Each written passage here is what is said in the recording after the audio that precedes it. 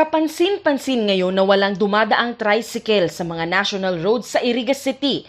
Epekto ito ng ipinalabas na Memorandum Circular No. 2020-145 ng Department of Interior and Local Government. Inikot mismo ni Mayor Madel Alfelor ang mga terminal ng tricycle para kumustahin at alamin ang kanilang sitwasyon. Ang tricycle driver na si Tatay Edgar, halos kalahati na lang ng dating dilihensya ang naiuuwi ngayon sa kanyang pamamasada. Lagi uban ka na kapag bilit mo ka pasayro sa masakit ka na paralunad sa masakit mo na din kaming namamasada. Ibalik sa dati kasi saan kami ta amo mo na di na mo pagilid sa. Daw sa gilid sa kita na kami. Sumagod ka pa.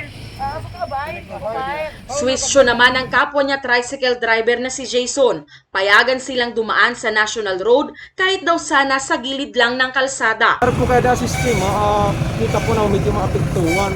Arag po ka di. Sa oras na po, di pa ako nakalalarga. Gusto ko pong mangyari na dapat po, ibalik man po kami sa market o halimbawa sa di, pagilid na lang kami sa di may Joyceong tapos Jusan, gilipin lang po kami gilid. So di po magsunod, amo pantikitan, amo masasuggest ko po. Pantay-pantay na trato naman para sa lahat ang hiling ngayon ng tricycle driver na si Tatay Jose. Itong FB2 dapat sa di man ito, river unit dapat ngamin, puro sa di istasyonan nga ning dalamangan. Isi man namong bukong kagustuhan ka ding syudad, kung tutos niya si inay, abo man kita na kadi. Kaso, ano di ka, nisinwed ka di. Maski ang mga commuter, hirap din sa bagong ruta. Mapagalit mo, ano po, double, back, arayo on digdi, tapos pasentro. Sunod na lang po sa patakaran kung ano ang gusto mo. Sakripisyo. Opo. Naglakad pa ako, galing sa Sento, Abot Sadi.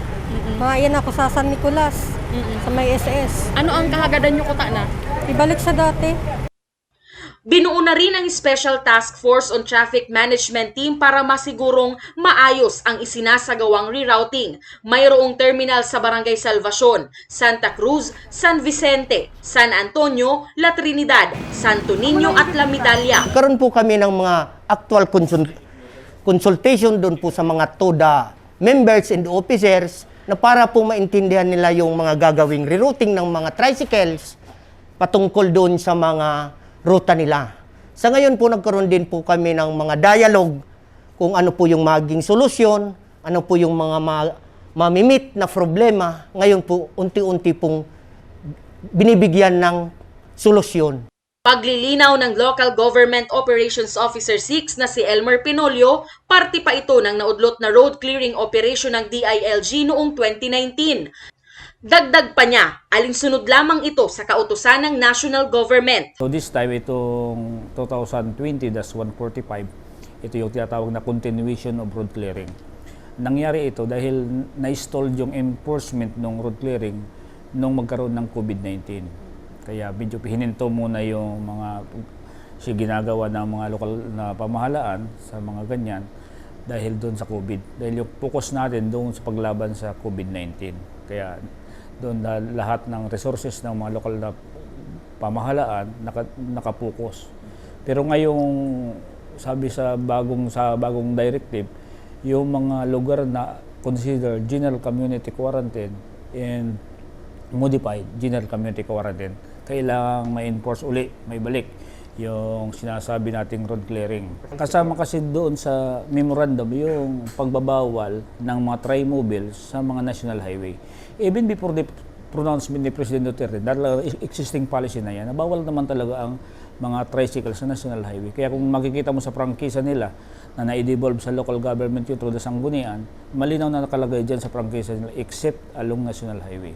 Naipaliwanag na rin ito ng presidente ng Liga ng mga Barangay sa kanyang mga kasamahan. Iba kung manining kagustuhan kang city, bagong kagustuhan ni Lega Press, kagustuhan ni kang National DILG, itong si Memorandum 2020-004. Aram naman kabos itong mga tatratrabahon may, itong sa road clearing, aram naman nila kung ano kasi napagulayan mi na yan.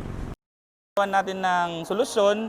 At so far so good ang implementation okay naman. Siguro ang pakiusap na lang po natin konting pag-intindi kasi anyway ang purpose naman nito ay laging general welfare.